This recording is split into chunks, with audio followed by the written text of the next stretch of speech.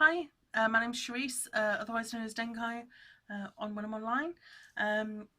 This is to kind of replace my railroading video.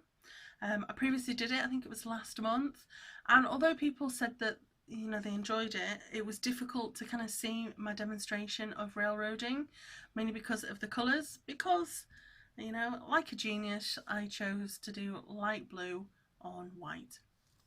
I don't know why. I don't know why. So I've got some different coloured threads to kind of demonstrate railroading that will hopefully make things a bit clearer for you. I'm going to start off with just kind of demonstrating how to use Thread Heaven, which I think is amazing and so useful for railroading. Comes in a little box like this, and you'll notice on your threaded floss, you just kind of pucker up the end a little bit and just take out 2 strands and get 1 strand and 2 strands.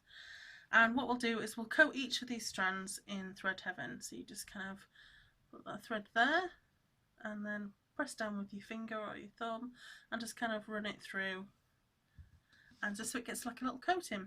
It's going to go across with your nail like that. It takes literally 10 seconds to do. Yeah, coat it, run it through, done. And what will happen is when you kind of put your threads together, the Thread Heaven, which it's not a wax, it's like a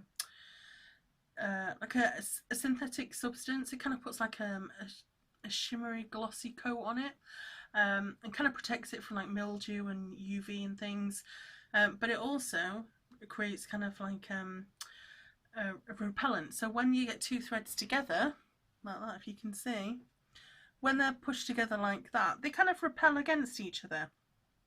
Now if you can see, there's like a little chink. They don't kind of sit perfectly flush with each other at this point, unlike obviously the threads in the strand there that I've just taken, the strand of floss, they're all kind of they're stuck together. Whereas once you get the 2 and you coat them, they kind of repel each other slightly, just slightly. So when you're threading it through your fabric, it's a lot easier to railroad, because you'll get the needle and you'll put it in between those strands, and that'll force your stitches to lie a lot evenly. And then once they're actually down and you've pushed the floss through the fabric, the stitches will lay perfectly, and they will lay perfectly together. What I'm going to do is I'm going to tilt the camera downwards, and you can see my little hoop that I've got set up and floss, and hopefully I'll be able to explain railroading. So 1 second. Okay, so as you can see, I have a hoop here, and I've started it off already, and as you can see, I have 2 strands, and I've done 1 strand in green and 1 strand in pink. Obviously you probably wouldn't stitch like this generally unless you're doing kind of blended, but this is to kind of demonstrate how you actually do railroading. So you can railroad both stitches. You can railroad the bottom stitch and the top stitch. So obviously a normal stitch, we'll do a normal stitch there, and you can see that. And then I generally railroad my top stitch. I'm not so bothered about railroading the bottom. But to railroad the top stitch, you pull the floss through, and then when you go to do the second half, or the second kind of leg of your stitch, you'll take your needle and you'll put it between the 2 flosses and then push it through the fabric like that. And what that does is it forces the stitches to lay a lot neater. Now I don't know if you can see, they are bang on side by side. There's no kind of, obviously for those ones before I didn't do any railroading, I just quickly did some stitches. But as you can see, they are lying bang on right next to each other. So if I want to railroad, I'll pull my fabric up, and I'll take my needle and I'm just gonna thread it between the 2, and then it goes down for the stitch. And that's why Thread Heaven is so easy. You can see it laying perfectly both together. And then yeah, because Thread Heaven just puts like a slight I'm trying to think of the word, slight repel between the floss threads, So it's just so easy just to kind of nip in between the two. Let me try and demonstrate that a bit better. So there's the two strands of floss that have come up, and before, when I'm going to go down and make my next stitch, so I've got the bottom of the stitch there, and I want to make my next stitch coming from the top left to the bottom right, I'm just going to put it through, right bang through the middle of those two threads and make that stitch. And that is railroading, just forcing the stitches to lie a knot neater. There you go, just kind of nip it through there and make your stitch. And it's really easy just to kind of get into the habit of doing it. And as I said, I use thread heaven just to kind of help with that.